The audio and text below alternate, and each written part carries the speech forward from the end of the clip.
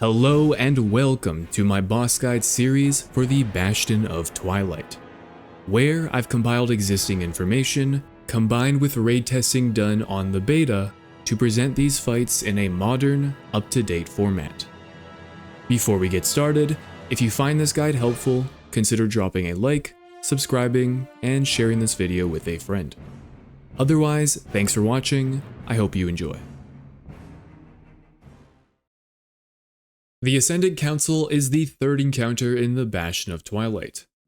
This fight has 3 phases, where you'll first face off against the different members of the council before racing to burn down the elemental monstrosity in phase 3. You'll want 2 tanks, 5 to 7 healers, and the rest DPS. For this fight, we're going to break down each phase independently, normal and heroic inclusive. But before that, there are a couple things to note regarding phases 1 and 2. Firstly, each of the council members have a kind of ultimate ability. These are some of the most threatening mechanics your raid will face and largely dictate the way we solve this encounter. As we discuss, I'll highlight these mechanics as shown on screen. Secondly, as much as possible, try to DPS both council bosses evenly. The health of the elemental monstrosity in phase 3 is the combined total of the previous council members' health values. Since the first 2 phases end once one boss reaches 25% health, the more evenly we DPS the council members in phases 1 and 2, the easier phase 3 becomes. In phase 1, you'll face off against Ignatius and Fludius, the fire and frost members of the council. For positioning, have your tanks hold the bosses centrally and near each other such that DPS can cleave. Then, every 30 seconds, the Fludius tank must pull their boss away from melee. This is due to Fludius' ultimate ability, Glaciate, which deals frost damage to all nearby players in the room, dropping off with distance. Any DPS caught in melee range of the boss will take fatal damage. On normal difficulty, range and healers should stack up to benefit from Burning Blood and Heart of Ice. These are dispellable debuffs applied to random players that cause nearby players to gain Flame or Frost Imbued, increasing damage dealt to one of the bosses. By having a melee and range stack, players targeted by this debuff will first spread it to their current group and can then run to the other group. After everyone has the buff, they should then be dispelled. That said, be sure to have at least one ranged player out of the stack and further away from Ignatius than the ranged group. This is done so we can bait Ignatius' Inferno Rush onto a single player. This ability targets the furthest player from the boss, dealing fire damage and knocking nearby players back. Inferno Rush will also leave a patch of fire on the ground. This patch of fire is important because of Water Bomb. Fludius will use this ability, raining down balls of water in random locations around the room. If hit, players will gain the waterlogged debuff. You remove this debuff by taking fire damage, and the easiest way to do so is by running into and taking a tick of damage from the patch of fire. If players don't remove their debuff before the next Glaciate cast, affected raiders will be frozen solid. Fludius also casts Hydrolance. This ability targets a random player and will kill them if not interrupted, so be sure to interrupt it. Having a kick rotation can be helpful here. Just be sure to have range interrupt coverage during times when Fludius is dragged away for Glaciate.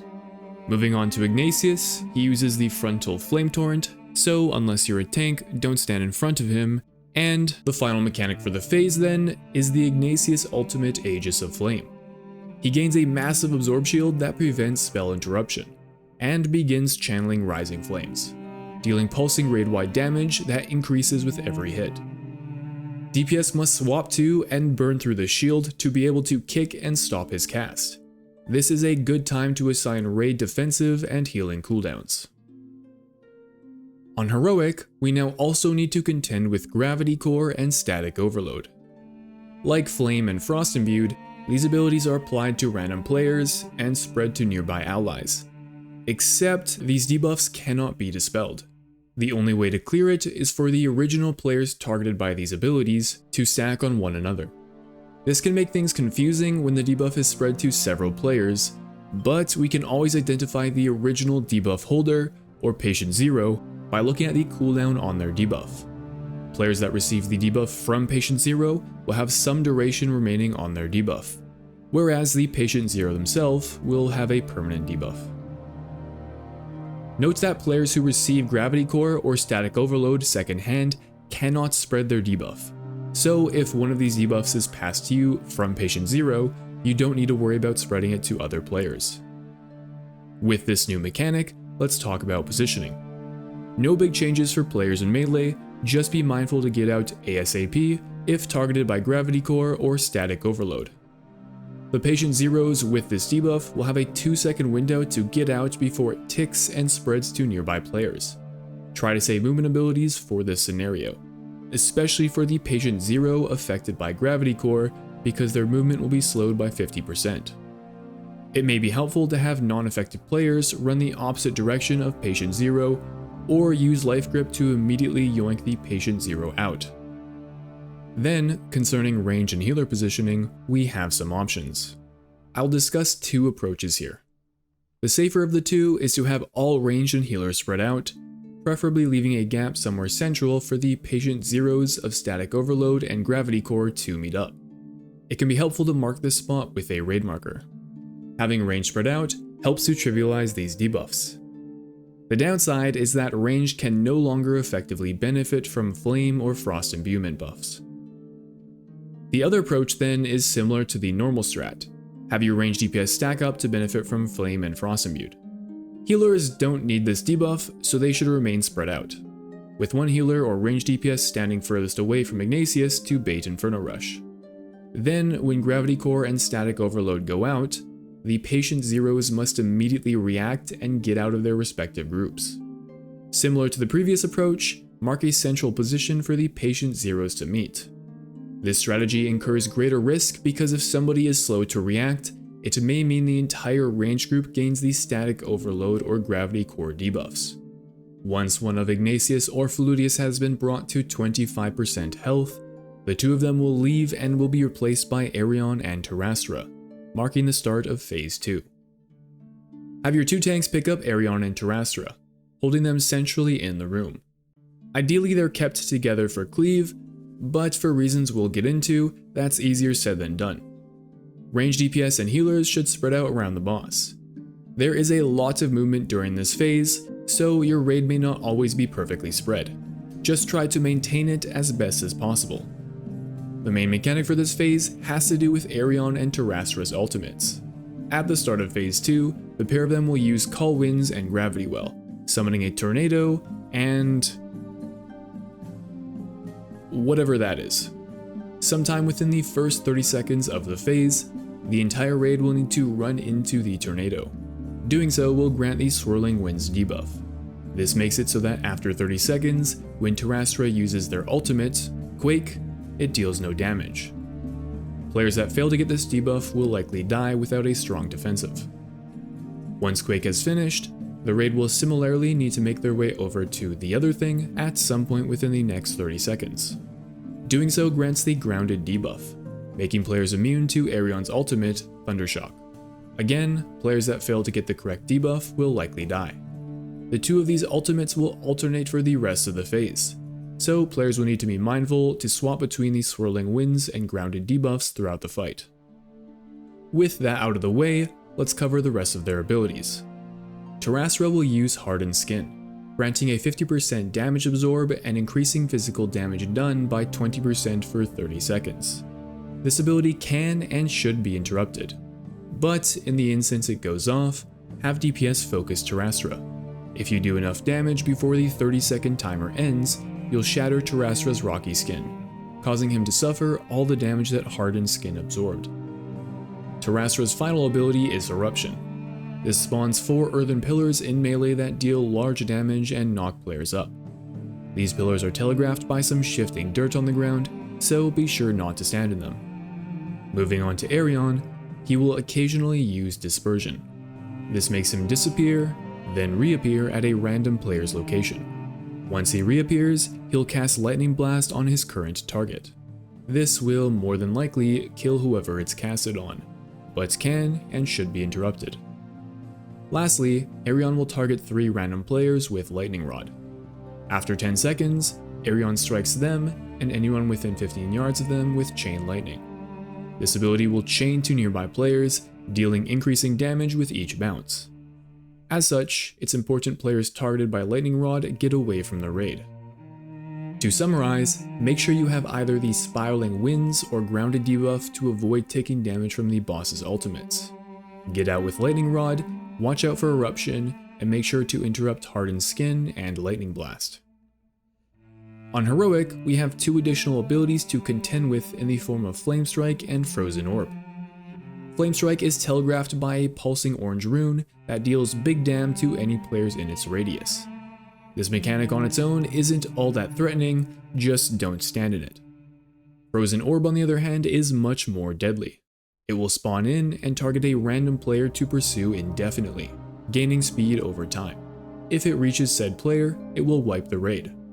The only way to get rid of the orb is to drag it into the Flame Strike. Doing so also removes the Flame Patch. For this ability, it's crucial that players move away from the orb the moment it spawns in. Then, once it fixates on a target, that player must kite it into the fire. Note the Flame Strike only clears the orb once it has completely spawned in. Dragging the orb over the pulsing rune will not clear it. To that end, pursued players will need to stall for a short period until the Flame Strike has fully spawned in. If targeted, firstly, don't panic.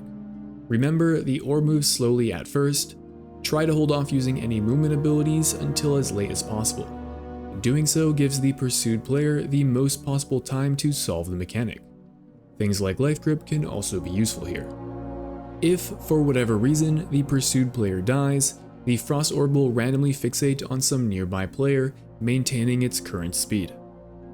DPS the two bosses evenly, and once one of them reaches 25% health, the entire raid will be stunned for some RP before Phase 3 begins.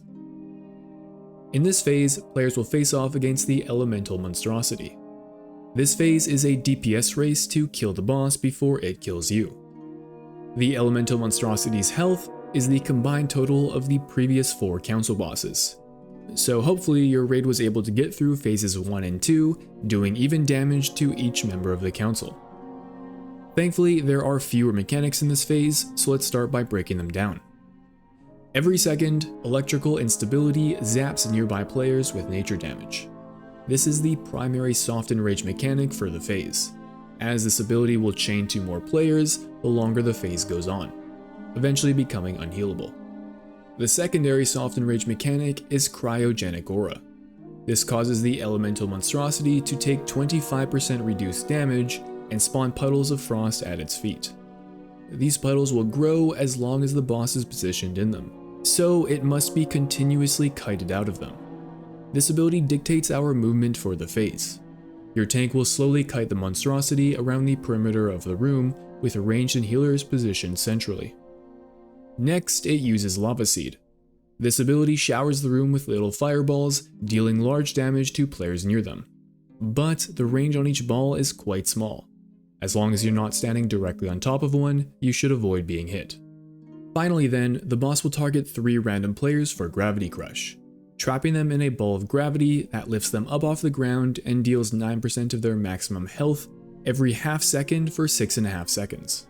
Healers need to watch these players. Be mindful that once the effect ends, players will be dropped, taking additional fall damage. So try to ensure players are topped off once the effect ends. That said, some classes have a means to avoid taking fall damage. For example, abilities like a Mage's Blink, a Paladin's Bop, and a Hunter's Disengage are particularly valuable here. And that covers all of Phase 3. There's no mechanical difference between the normal and heroic modes for this phase. Press Bloodlust, slam cooldowns, and burn the boss down before your raid is overwhelmed. Manage that successfully, and that's the fight. Thanks again for watching, I'll see you in the next one.